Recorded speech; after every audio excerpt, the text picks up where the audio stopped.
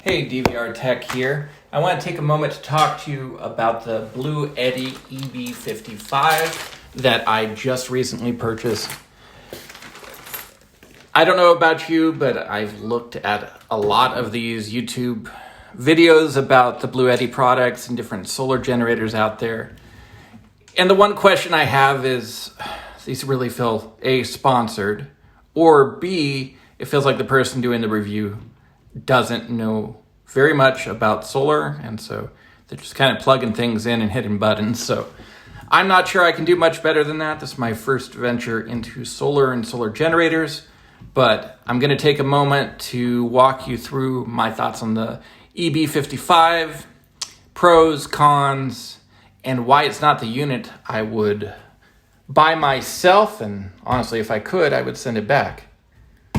That's not to say, though, that this isn't the right unit for you.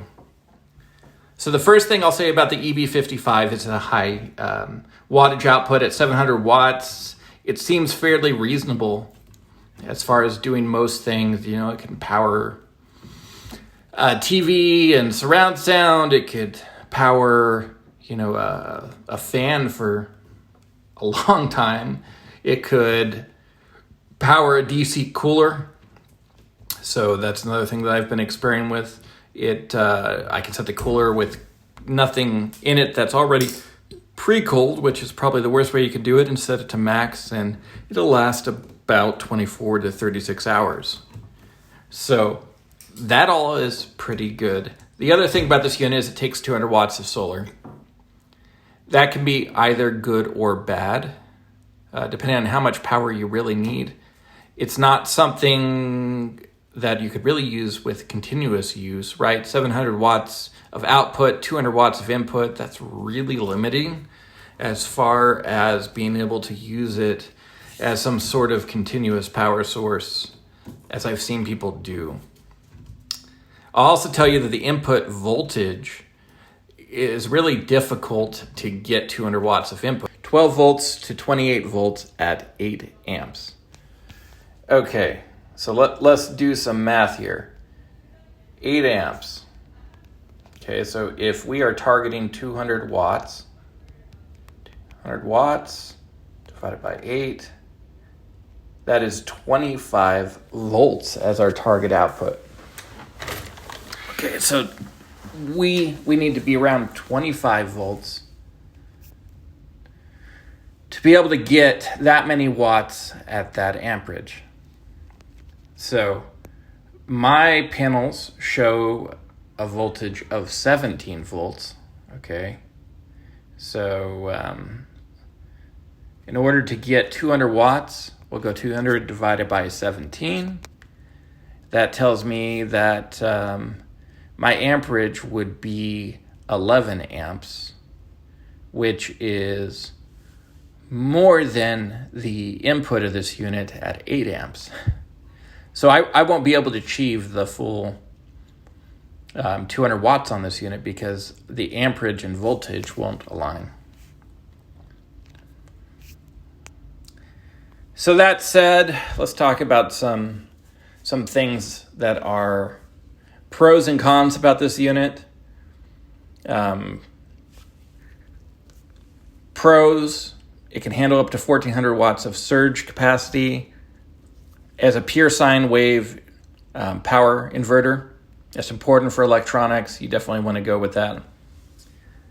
It has the LiPo 4 battery cell type, so that has a longer duty cycle. It can be recharged more times. It has wireless charging pads. It has DC outputs. It's got USB outputs. It's got USB-C outputs.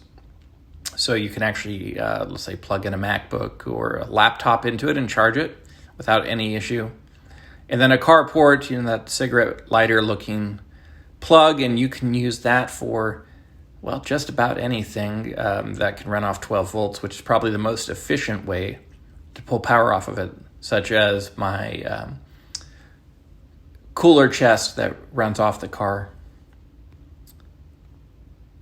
So other videos have talked about this. The display, it's not always on, and there's not an easy well, I say easy way to turn it on, but the only way to activate is to press one of the buttons on the screen. That doesn't mean you turn on that power output, but it does mean that, you know, you have to get up and you have to press a button. It doesn't stay on for a long period of time. And that's kind of nice because it helps to not draw the battery unnecessarily, but at the same time, I'd really like to be able to see the output for longer, and there's just no way to control that. The other thing is they have a note in the frequently asked questions that they don't really recommend charging this unit and discharging at the same time. So it can't really be used as a UPS. It can invert an output, but it's definitely not something they recommend. I think that's all the thoughts I really have on it. Wireless charger on the top. There's a light on it. The light's, I guess, useful in case of an emergency or at a campsite. But if I had to place the perfect use case for this EB55, that would be a campsite, probably with one of their portable panels. I don't have any to test, but who knows? Maybe they'll see this video and decide to ship me one to play with my unit. It is pretty good, though, to throw it in the car, since my DC output isn't on when the car's not on. It gives me a way to keep the cooler running constantly, even when the key's not running the ignition inside the vehicle. So that's another fun use case.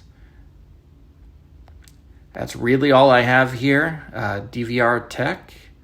Like and subscribe, and hit me up in the comments if there's anything that you would like to know about, or maybe you know something that I don't. This is my first forte into this, so I look forward to hearing back from you guys.